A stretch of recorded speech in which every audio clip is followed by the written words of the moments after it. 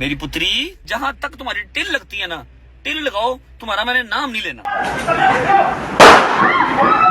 उसके ऊपर ऐसे करके गन रख के कहता है बोल रजब का केस वापस लेना है या नहीं, गालियां देगी अब उसको। बड़ी सी लोगों ने कोशिश की मुझे गिराने की। मैं सिंपल ये कहूंगा, मामला आ गया पढ़े लिखे वकील के पास, अब आपको प्रिपेयर होकर आना पड़ेगा। मैंने ये बात की है कि मैनू कबर दी मिट्टी नसीब ना होवे। क्या करूं? फेम दे दूं, सेलिब्रिटी बना दूं, स्टार बना देता हूं। 25 जुलाई 2026 सुबह के 4 बजे आयशा जट अपनी दोस्त रोया, अली और बहन पलवशा के साथ लाहौर दास्तान कैफे में खाना खाने पहुंची। वेटर ऑर्डर लेने के बाद किचन की तरफ गया कि तभी अचानक एक ग्रुप कैफे में दाखिल हुआ। 4 लोग, 2 लड़कियां और 2 लड़के। कैफे में मौजूद 40 लोगों में इस ग्रुप की नजर सिर्फ आयशा और उसके दोस्तों पर पड़ी। वो आयशा के करीब ही टेबल पर आकर बैठ गए। ये ग्रुप तिरछी नजरों से मुसलसल आयशा और उसके दोस्तों की एक्टिविटी नोट कर रहा था। आयशा को कुछ अजीब सा फील हुआ। शायद वो हालात को भाप चुकी थी। उसने फौरन अपने दोस्तों से कहा, हमें यहाँ से फौरन निकलना होगा।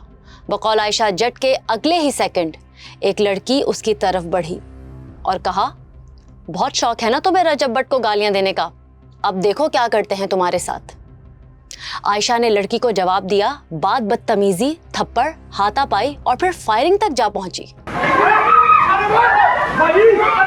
लड़की ने आते ही ना बालों से पकड़ के मुझे नीचे फेंक दिया। लड़की ने चपेड़ मारी मुंह पे, इसको मारा, मुझे मारा, मारने लगी। इसने मुझे वहाँ से घसीटा और पूरे काउंटर पे ले गया, जहाँ पे ऊपर कैमरा भी लगा हुआ। तो वहाँ पे जाके ये ऊपर पिस्टल रखे मेरे ऊपर मुझे चपेड़े मारा और लड़की को कह रहा मार इसको। टिकटॉक, इंस्टा, फेसबुक पर वीडियो वायरल हो गई। लोग बस इस वाकये को अचानक होने वाला एक हादसा करार दे रहे थे, लेकिन फिर इस हमले के ताने बाने रजब भट्ट से जाकर मिले। आपको ये भी बता दूं, ये कहानी लाहौर के एक कैफे से शुरू नहीं हुई, बल्कि ये लावा कई अरसे से पक रहा था और 25 जुलाई को ये लावा आग बनकर उभरा और इस लावे में आयशा की जान बाल बाल बच गई। मगर असल सवाल ये नहीं कि कैफे में क्या हुआ, असल सवाल ये है कि इस वारदात के पीछे पाकिस्तान के मशहूर यूट्यूबर रजब भट्ट का नाम क्यों आया और क्या वाकई आयशा जट और रजब भट्ट के दरमियान कोई ऐसा कॉन्फ्लिक्ट था जो किसी को मालूम नहीं। इस वीडियो के आखिर तक रुकिएगा, क्योंकि कहानी जितनी सीधी लग रही है ना आपको, उतनी है नहीं। रजब भट्ट पर एक लड़की की नाजेबा वीडियोस और ब्लैकमेल करने जैसे संगीन इल्जामात लगाए गए हैं और रजब भट्ट अदालतों के चक्कर भी काट रहा है। कहानी क्या है तफसील से समझाती हूँ, लेकिन इससे पहले आपसे एक रिक्वेस्ट है कि चैनल को सब्सक्राइब कर लें। चलिए अब कहानी शुरू करते हैं।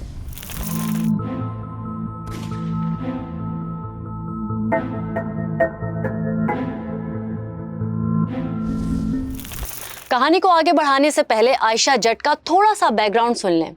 आयशा शराफत उर्फ आयशा जट इस लड़की का लाहौर से ताल्लुक है और सोशल मीडिया पर आयशा जट के नाम से पहचानी जाती हैं।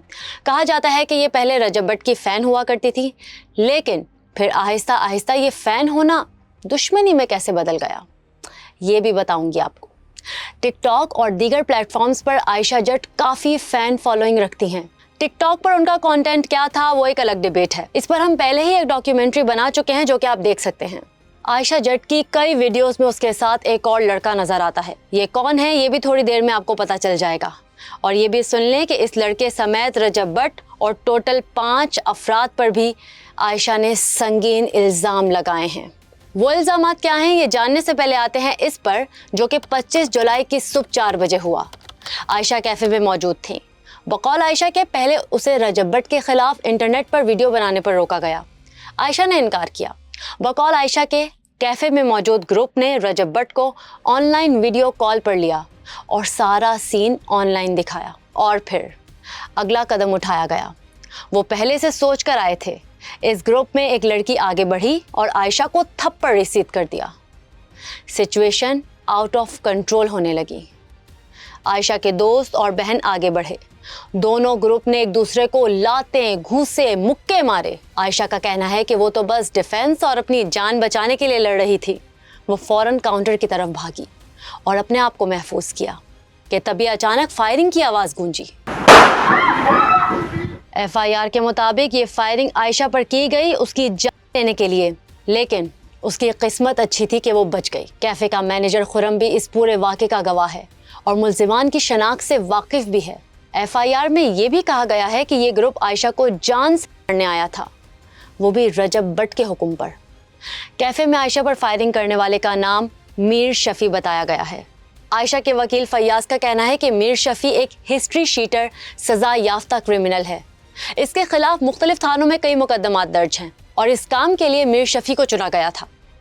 आयशा के वकील का कहना है कि दोपहर 12 बजे आयशा ने उन्हें मैसेजेस किए जिसमें बताया गया कि उनके साथ कैफे में क्या हुआ और वो अपनी जान बचाकर वहां से भागी हैं। आयशा के वकील फैयाज साहब ने थाना नवाब टाउन लाहौर में एफआईआर दर्ज करवाई। जब इन्होंने एप्लीकेशन मुझे व्हाट्सएप की तो मैंने कहा जो आप स्टोरी बता रही हैं, आपकी स्टोरी में आप ये भी बता रही हैं कि बालों से घसीटा गया, फायरिंग हुई, जबकि आप और जो आपकी एप्लीकेशन है इसमें कंट्राडिक्शन है। दफ़ा 354 खातून पर हमला और बदतमीजी, सज़ा तकरीबन 2 साल। दफ़ा B 506 धमकियां देना, सज़ा 7 साल कैद।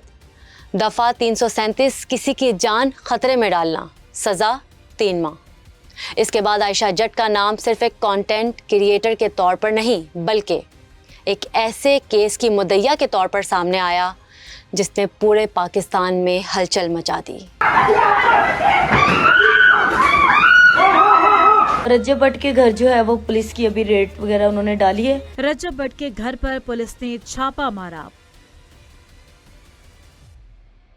अगर आप सोशल मीडिया यूजर हैं तो रजब भट्ट का नाम आपके लिए नया नहीं होगा। रजब भट्ट के नाम के साथ लाखों फॉलोअर्स, करोड़ों व्यूज और साथ ही कॉन्फ्लिक्ट की एक लंबी फहरिस्त भी शामिल है। जी हाँ, ये पहली बार नहीं कि रजब भट्ट का नाम किसी एफआईआर में आया हो। इसकी तफसील थोड़ी देर में बताती हूँ। इस वाक़े के बाद आयशा जट का कहना है कि कैफे में हम पर हमला, फायरिंग समेत ये सब रजब भट्ट के कहने पर करवाया गया। यानी मुद्दइया का दावा यह है कि रजब भट्ट मौके पर मौजूद नहीं था, लेकिन उसकी ईमा पर यह सब कुछ हुआ। अब सवाल ये है कि आखिर रजब भट्ट का नाम इसमें क्यों आया? क्या आयशा और रजब भट्ट पहले से एक दूसरे को जानते थे? यहाँ एक बात बिल्कुल वाज़ेह कर दूं, अब तक किसी भी रिपोर्ट, किसी भी बयान में ये नहीं बताया गया कि आयशा और रजब भट्ट की पहली मुलाकात कब और कहाँ हुई। लेकिन आयशा ने 10 जून 2025 को एक एफआईआर दर्ज करवाई जिसका खुलासा था सलमान हैदर ने उसे नशावर चीज़ पिलाकर रेप किया, उसकी नाबालिग वीडियो बनाकर मेल किया और इसमें टोटल 5 अफराद शामिल थे। 10 जून 2025 रजब भट्ट और उसका बहुत करीबी दोस्त मान डोगर, रजब भट्ट का कज़न सलमान हैदर समेत 5 अफराद के खिलाफ थाना नवाब टाउन में केस दर्ज किया गया।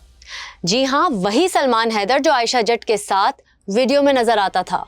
सलमान और आयशा का कई अरसे तक अफेयर चला। बकौल आयशा के सलमान ने उसे टिश्यू पेपर की तरह इस्तेमाल किया और वीडियो कॉल पर शादी से इनकार कर दिया।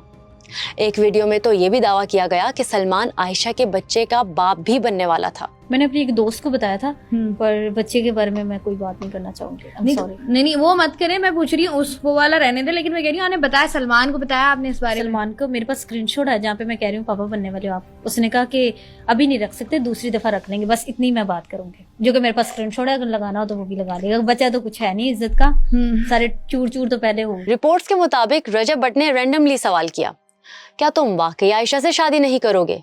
यहाँ सलमान ने एक बार फिर इनकार कर दिया और फिर ये वीडियो वायरल हो गई। अब सलमान और आयशा के दरमियान इख्तलाफात बढ़ने लगे, मामलात बिगड़ने लगे। इसके बाद जब आयशा अपनी बहन के साथ मामले को सॉर्ट आउट करवाने के लिए रजब भट्ट के घर गई, बकौल आयशा के उसे कमरे में बंद किया गया। रजब भट्ट, सलमान हैदर, सब लोग मौजूद थे, वो लोग जो आयशा जट केस में नामजद मुल्जिमान थे। आयशा का मोबाइल रीसेट किया और धमकियां दी। रजब भट्ट करवा रहा, कोई नहीं करवा रहा, हमारी किसी के साथ दुश्मनी नहीं है। इसने 2 हफ्ता पहले वीडियो बनाई कि मैं थोड़ी चीखें निकलवाऊंगा, तो निकलवा दी उसने मेरी बहन की चीखें। अब आपका सवाल ये होगा कि रजब भट्ट आखिर आयशा और सलमान के मामले में क्यों मुलव्विस है? इसका सीधा सा जवाब है, सोशल मीडिया पर ये डिबेट्स चल रही हैं कि रजब भट्ट और सलमान आपस में कजन हैं, इसीलिए रजब भट्ट सलमान की सपोर्ट में आयशा को ब्लैकमेल और धमकियां दे रहा है। लेकिन पुलिस अब तक इस बात की तस्दीक नहीं कर रही। खैर, मामला हल होने के बजाय बिगड़ता चला गया और फिर 25 जुलाई 2026 के सुबह, वो दिन जब आयशा पर दास्तान कैफे लाहौर में एक ग्रुप उस पर हमलावर हो गया।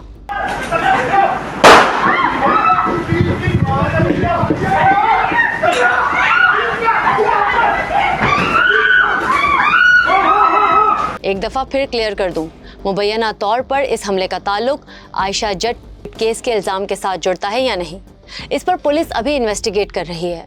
मुद्दई आयशा के बयान पर लाहौर के थाना नवाब टाउन में बाकायदा FIR दर्ज कर ली गई। नामजद मुल्जिमान रजब भट्ट, मीर शफी और 2 नामालूम लड़कियां पुलिस ने तहकीकात का बाकायदा आगाज कर दिया है, मगर रजब भट्ट की तरफ से खामोशी है, ना कोई वजाहत ना कोई रद्द अमल। लेकिन हाँ, पुलिस इस मुकदमे के बाद रजब भट्ट के घर छापा मारने पहुंची तो उस वक्त वो घर में मौजूद नहीं था। अब यहाँ बात थोड़ी दिलचस्प हो जाती है, क्योंकि ये पहला मौका नहीं कि रजब भट्ट के खिलाफ मुकदमात हों। रजब भट्ट जब भी वायरल होता है तो कोई ना कोई FIR जरूर निकल आती है। इस बार भी कुछ ऐसा ही हुआ।